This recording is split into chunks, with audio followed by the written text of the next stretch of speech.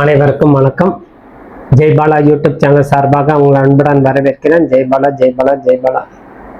ஏகதந்தாய விக்னமே வக்கரதந்தாய திமிகி தன்னோ தந்தி பிரதி மகாகணபதியுடைய அனுகிரகத்தாலும் பாலத்தன் திருவரலாம் முருகப்பெருமான் ஆசை கொண்டு 17/5/2026 முதல் 23/5/2026 வரைக்குண்டான மிதன ராசிக்குண்டான பலன். உங்கள் ராசிநாதன் 12ஆம் இடத்தில் அமர்ந்து இருப்பது சற்று ஏற்ற தாழ்வே உருவாகும். உங்கள் 1க்கும் 4ஆம் அதிபதி சொல்லக்கூடிய புதன் 12இல் எது செய்தாலும் ஒரு தடையாகவே தோணும். மனம் எப்பவுமே உங்களுக்கு ஒரு தடையாகவே தோணும். 2ஆம் அதிபதி சொல்லக்கூடிய சந்திரன் 12ல் மறைந்திருப்பதால் 3ஆம் அதிபதியுடைய கூடி 12ல் இருப்பது ஒரு தடுமாற்றம் கொடுக்காமல் இருக்காது. அதே போல் ஒரு அச்சம், ஒரு பயம் கலந்த உணர்வு மனதில் பிரதிபலிப்பாகவே திகழும். குடும்ப நிலை இப்படியே இருக்குமா மாறுமா அப்படிங்கிறது உங்களுக்கு ஒரு கவலையாகவே தோன்றிக்கொண்டே இருக்கும். இருப்பினும் உங்களுக்கு தொழிலில் நல்ல ஒரு வருவாய் ஈட்டக்கூடிய காலமாகவே அமையும். 10ஆம் இடத்துல இருக்கக்கூடிய சனி பகவான், 9ஆம் இடம் இருக்கக்கூடிய ராகு உங்களுக்கு தொழிலில் எந்த விதமான பாதகம் இல்லாமல் பார்த்து கொள்ளும்.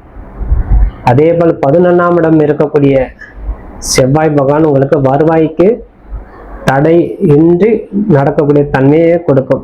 ஆகவே அசையா சொத்து வாங்கக்கூடிய யோகம் 11ஆம் இடம் இருக்கக்கூடிய செவ்வாயினால் உங்களுக்கு அசையா சொத்து அமையும். நல்ல இடம் வாங்கலாம், வீடு கட்டலாம், அதுக்குண்டான லாபத்தை ஈட்டக்கூடிய அளவுக்கு உங்களுக்கு மனவேகம் இருக்கும். இருப்பினும் ஒரு கவலை உங்களுக்கு சதா வாற்றி கொண்டே இருக்கும். இருப்பினும் உங்களுக்கு 7ஆம் அதிபதி சொல்லக்கூடிய குரு பகவான் ராசியில சுக்கனோடு சேர்ந்திருப்பதால் மனைவி மூலம் உங்களுக்கு பெரிய ஒரு ஆதாயம் கிடைக்கும். அதனால ஒரு நல்ல ஒரு இடம் வாங்கக்கூடிய யோகம், மனைவி பேர்ல வாங்கிடலாம், இல்லாது குழந்தை பேர்ல வாங்கலாம், நம்ம நேரம் சரியில்லை அப்படின்னு உங்களுக்கு தோணிதுன்னா இதன் மூலமாக உங்களுக்கு வாழ்க்கையில ஒரு பெரிய ஒரு இடம் வீடு அமையக்கூடிய யோகம், புதிய வாகனங்கள் வாங்கக்கூடிய யோகம் அதெல்லாம் கொடுக்கும். ஆகவே 3ஆம் அதிபதி சொல்லக்கூடிய கிரகம் 12ஆம் இடத்துல இருக்கிற சற்று கவனமாக இருக்கணும். திசை தடுமாறும். யாருக்கிட்டையும் நீங்க ஆலோசனை கேட்கக்கூடாது. முட்டுக்கட்டை போட்டுக்கிட்டே இருப்பாங்க அவங்க. 3ஆம் அதிபதி முயற்சி ஸ்தானாபதி, சகோதர ஸ்தானாபதி, நண்பருடைய ஸ்தானம். அது 12ல் மறைவு, அதுவும் சந்திரனோட சேர்ந்து இந்த நேரத்தில் உங்களுக்கு சரியான முறையில் ஆலோசனை கிடைக்காது, தவறான ஆலோசனையே கிடைக்கும். ஆகவே நீங்க யாருடையும் சென்று ஆலோசனை கேட்காமல் இருப்பது இந்த வாரம் உங்களுக்கு சிறந்ததாக இருக்கும்.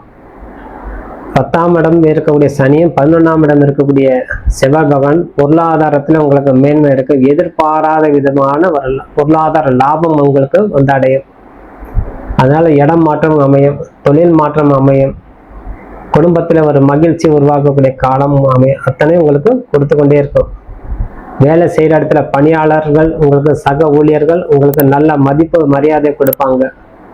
ஒரு ஜெயிக்கக்கூடிய தன்மை நம்மளுக்கு. அதனால உங்களுக்கு ஒரு மன போராட்டம் இருந்தோம், அந்த மன போராட்டத்துலேருந்து நம்மளுக்கு கொஞ்சம் ரிலாக்ஸ் கிடைச்சிது.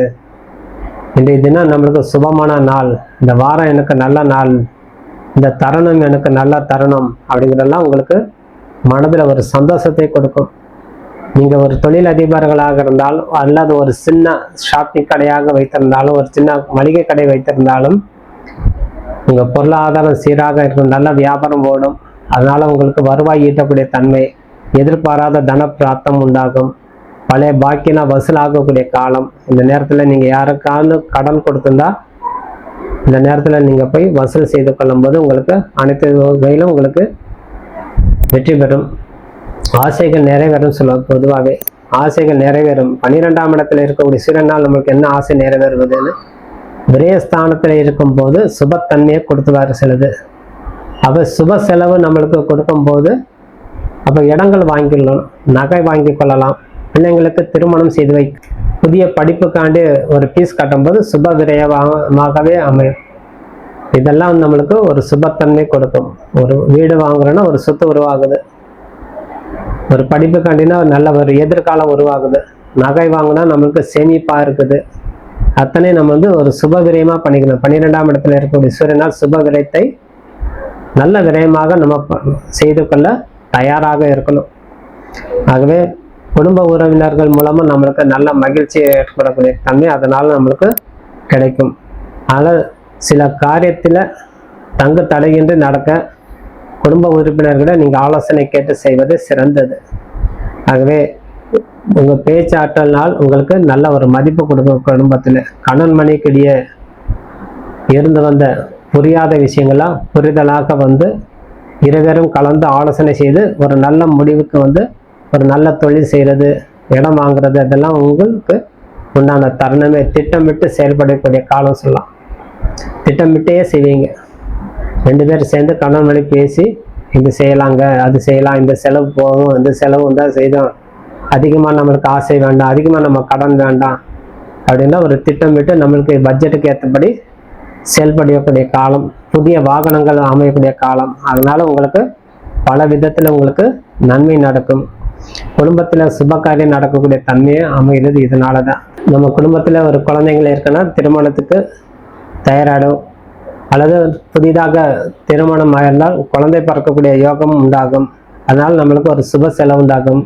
இதனால் நம்மளுக்கு நல்ல ஒரு மற்றற்ற மகிழ்ச்சியாக இருக்கும். ஆரோக்கியத்தில் மன அழுத்தம் மட்டும் நீங்கள் சரியாக வைத்துக் கொள்ளணும். மன அழுத்தம் உருவாகும். தேவையற்ற அலைச்சல் குறைத்து கொள்ளணும். அதனால மனசோர்வு உடல் சோர்வு உங்களுக்கு உருவாகக்கூடிய காலம். ஆகவே சற்று கவனமாக இருக்கணும். எக்காரணம் கூட மன அழுத்தத்துக்கு நீங்கள் ஆளாகாமல் இருக்கணும். 12ஆம் இடத்துல இருக்கக்கூடிய மனக்காரகன் சந்திரன், 12ஆம் இடத்துல இருக்கக்கூடிய சூரியன். அப்போ சந்திரன் மன அழுத்தத்தை கொடுத்தும் சூரியன் வந்து மன சோர்வு கொடுக்கும். ஆகவே இது இரண்டுமே நீங்கள் தப்பித்துக்கொள்ள இறைவனை சார்ந்திருப்பதே சிறந்தது. ஆகவே இந்த தினம் இந்த வாரம் நீங்கள் விஷ்ணுவை வழிபாடு செய்து கொள்வதும், சனி பகவான் பிரீத்தி செய்து கொள்வதும், நரசிம்ம பெருமான் வழிபாடு செய்தவதும், லட்சுமி தேவி வழிபாடு செய்து கொள்வதும், ஏதேனும் ஒன்று உங்கள் அருகாமையில் இருக்கக்கூடிய ஆலயத்தில் தினசரி வழிபாடு செய்து வரும்போது உங்களுக்கு கைமேல் பலன் கொடுக்கும். ஆகவே புதன்கிழமை தோறும் வரிக்கொழுந்து வச்சு புத பகவானுக்கும் விஷ்ணு பகவானுக்கும் அர்ச்சனை செய்து வாங்க. உங்கள் குலம் கோத்திரம்லாம் சொல்லி அது மாதிரி செய்து வரும்போது உங்கள் அனைத்து விஷயத்திலும் உங்களுக்கு கைமேல் பலன் கொடுக்கும். பொருளாதார மேன்மை அடையும். அதனால் நம்மளுக்கு என்ன கிடைக்கும்? பொருளாதாரம் மேன்மை அடையும். எந்த ஆதாரம் இல்லைனாலும் சமாளிக்கலாம். பொருளாதாரம் இல்லைன்னா சமாளிக்க முடியாது. அப்போ கடனில் வந்துடுவோம். அந்த கடன் வந்து 6ஆம் அதிபதி சொல்லக்கூடிய கிரகம் உங்கள் ராசிக்கு செவ்வாய் லாபஸ்தானத்தில் இருப்பதால் நீங்கள் ஏதேனும் ஒரு கடன் கொடுத்திருந்தா அது வரவு ஆயிடும். அதை பல சில பாக்கியம் தான் உங்களுக்கு வசூலாயிடும். கடன் வாங்கக்கூடிய யோகம் இல்லை. இருப்பினும் புதிய சொத்து வாங்குறதுக்கு உண்டான யோகம் இருப்பதால் புதுசாக ஒரு கடன் வாங்கக்கூடிய யோகம் உங்களுக்கு கொடுக்கும். அது சுப கடனாகவே அமையும். ஒரு எஜுகேஷன் லோன், ஒரு ஹவுசிங் லோன், அது மாதிரி ஒரு சொத்துக்கு இல்லை ஒரு படிப்புக்கு உண்டான கடன் வாங்குறது ஒரு சுபத்தன்மையாகவே அமையும். ஆகவே எந்த விரைத்தன்மை இல்லாமல் நீங்கள் வந்து வாழக்கூடிய தன்மையை கொடுக்கும். அதனால தொழிலில் போட்டி பொறாமை இருந்தால் நீங்கள் சமாளிக்கணும். அந்த தொழிலில் போட்டி பொறாமை குருவும் சுக்கிரன் ரெண்டுமே யுக்த கிரகமாக உட்காரும். குருவும் சுக்கிரன் ஆகாது. ரெண்டுமே ஒன்று கூடி உங்கள் ராசியில் அமர்ந்தனால் தொழில் போட்டி நிகழும். இருப்பினும் அந்த இடத்துல வந்து சனி வந்து ஃபுல் பண்ணிடுவார்.